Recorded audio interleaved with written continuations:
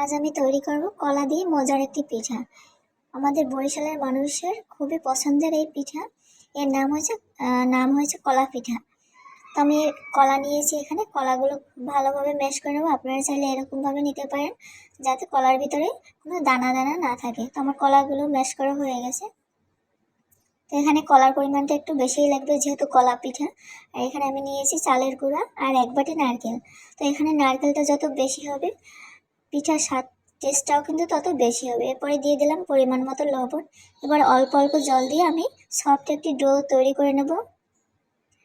তো আমার ডোটি তৈরি হয়ে গেলে আমি 30 মিনিটের জন্য রেস্টে রেখে দেবো। তো আমার হয়ে গেছে চালের আটার এই ডোটি তৈরি করা।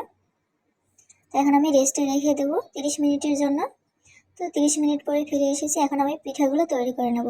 তো সবার কাছে রিকোয়েস্ট থাকবে আমার এই ভিডিওটি না টেনে শেষ পর্যন্ত দেখবেন এবং লাইক কমেন্ট করে পাশে থাকার অনুরোধ থাকবে।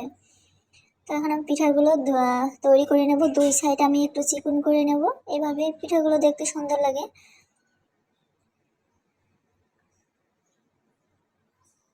আমি কিন্তু সব পিঠা এভাবেই তৈরি করব। তো আমার পিঠাগুলো তৈরি করা হয়ে গেছে। তো এরপরে আমি জল দিয়েছি চুলোতে একটা হাঁড়িতে। তো এখানে আমি হাঁড়ির অর্ধেক পর্যন্ত জল নিয়েছি। এরপরে 1 বাটি নারকেল দিয়ে দিলাম আর স্বাদ মতো লবণ। এখন আমি সব পিঠাগুলো দিয়ে 7 থেকে 8 মিনিটের মতো জাল করে নেব পিঠাগুলো।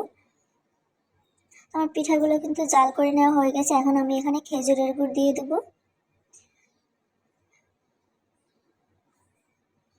তো খেজুরের গুড় দিয়ে আমি আরও 4 থেকে 5 মিনিট জাল করে নেব।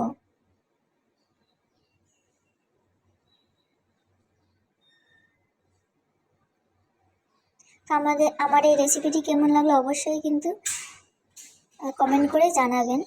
আর অবশ্যই আপনারা বাসায় কিন্তু এভাবে একবার ট্রাই করে দেখতে পারেন। পিঠাটা খেতে অনেক টেস্ট।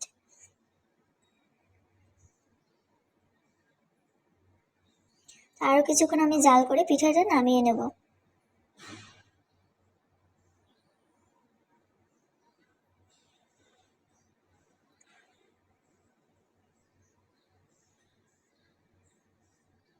দেখুন আমার পিঠা তৈরি কিন্তু হয়ে গেছে। আমি চুলা থেকে এবার নামিয়ে নিয়েছি।